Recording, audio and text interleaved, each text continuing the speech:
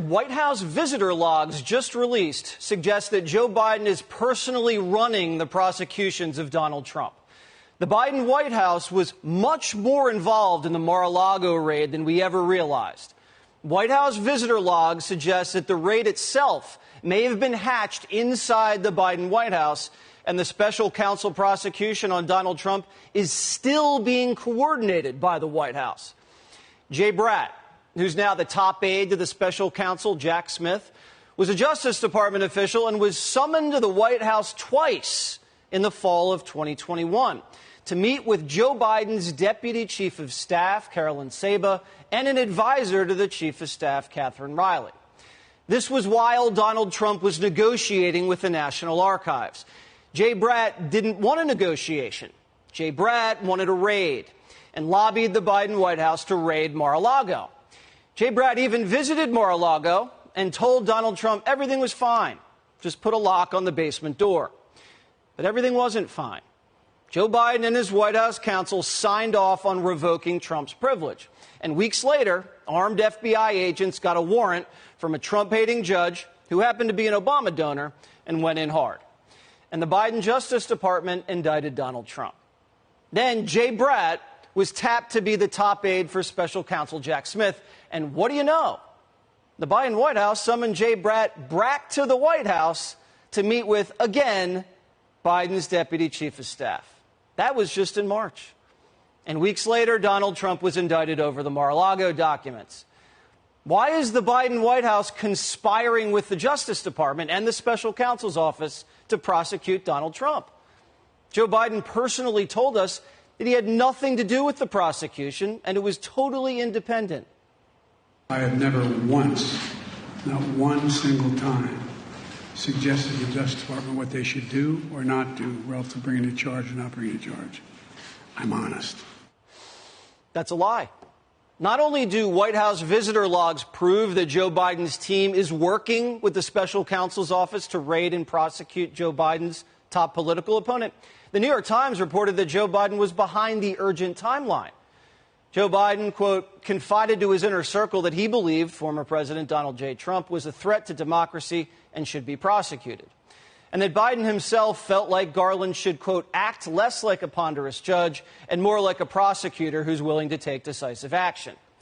All of the evidence now suggests Joe Biden was personally behind the prosecution of Donald Trump and the timing of his trial in order to interfere with the election.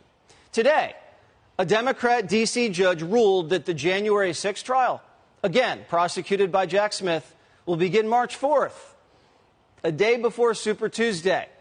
What a coincidence. And the Mar-a-Lago documents trial begins in May. But the appeals process will take years, and that worries the left. Yesterday, MSNBC admitted the Trump trials aren't about administering justice. They're about disqualifying Donald Trump from having his name on the ballot. Watch.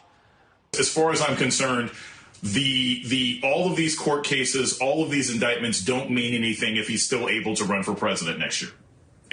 Unless he is found disqualified from running for president, he is still a danger to our democracy. So if this is a step in the direction of preventing him from running again or forcing him to step down, then it's great.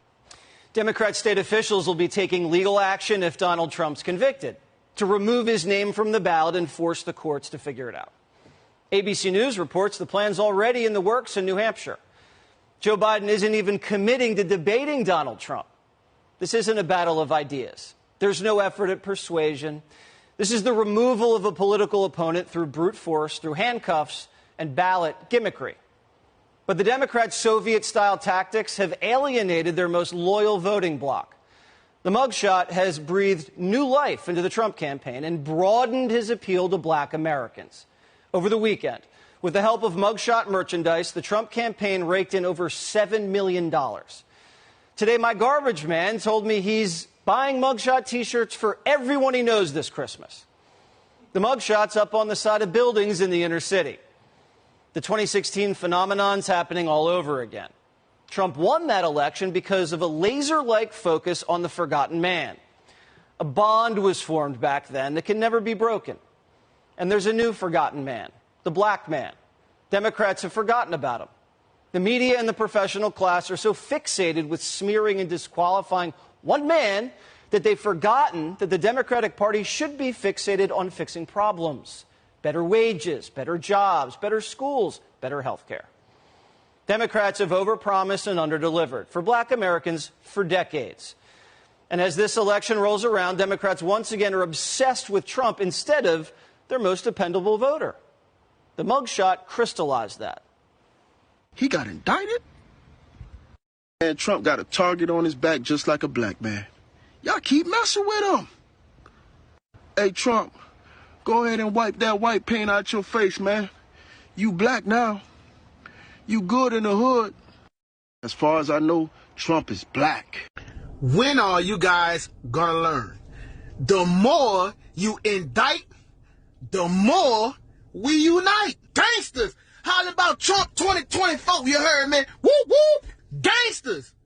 The hood got this man back. It's Trump 2024. That's what it's gonna be, because we ain't having nothing else. Arresting Donald Trump not once, not twice, not 3 times, but 4 times did something I thought was impossible. It made Donald Trump into a sympathetic character. Made a billionaire a victim of the man. I know, it sounds crazy. Black Americans throughout our history have felt unfairly victimized by the system. Historically, there's some truth to that. The mugshot unintentionally created a bond between Donald Trump and black Americans. Y'all done lock Big Trump up like that? I don't appreciate none of that. Because let me tell y'all something now. These other presidents be saying good stuff to you, but doing bad stuff to you. Trump might be saying some bad stuff, but he was doing some good stuff. Check the records. Out of all the people this man could have freed, man, he freed Lil Wayne, man, the GOAT. He freed Kodak. You know what I'm saying? And y'all done locked Big Trump up. Y'all got him in Atlanta, man. Free Big Trump. Donald Trump's support of black Americans has steadily been going up. In 2020, Biden won 91% of the black vote. Trump had 8. Just 3 years later, Biden's down 30 points with black America. Trump's up 12%. There's a reason for that, a few of them. Metropolitan areas are rapidly decaying under Democrat leadership, not to mention inflation's eating away at black bank accounts. Time for talk's over. Joe Biden, more than any other president, represents the system. He represents the man.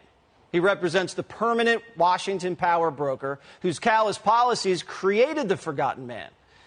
And what better way to send a message to the system than to vote for the man who the system is trying to destroy? This video is to every single black person out there. If you really want to over this government that has over your ancestors, if you really want to over this government that helped kill Martin Luther King Jr., man, I'm asking you to do me a favor. Go vote for Donald Trump. Stay up, because they've been it up for us for the longest, and it's been them. Vote for Donald Trump. The Democrats have made Trump a martyr. And they've made voting for Donald Trump the biggest political message in years.